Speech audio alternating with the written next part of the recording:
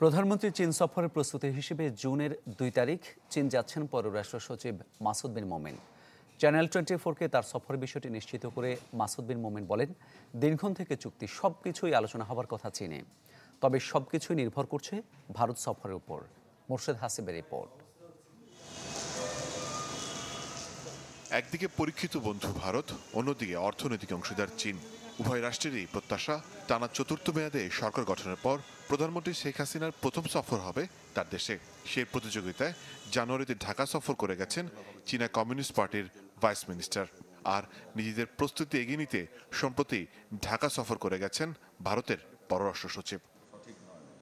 আমাদের সাথে তো তাদের সম্পর্কের তো অনেকগুলো জায়গা আছে, সব মিনিস্ট্রি আসছিল, প্রায় এক মিটিংয়ে 15-20টা করে মিনিস্ট্রি আসছিল। তো ওনাদের থেকে আমরা শুনলাম, তো আগামীতে হয়তো প্রাইম মিনিস্টার্স অফিসেও কিছু।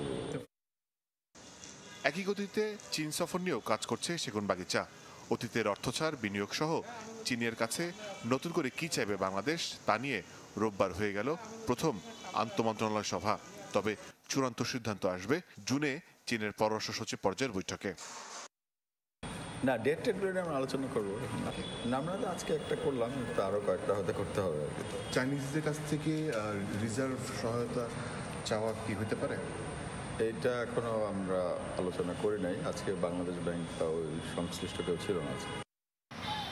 তবে ভারত ও চীনের সফরের বিস্তারিত নিয়ে চলতি সপ্তাহে প্রধানমন্ত্রীর মুখ্য সচিবের সাথে দুটি বৈঠকের কথা রয়েছে।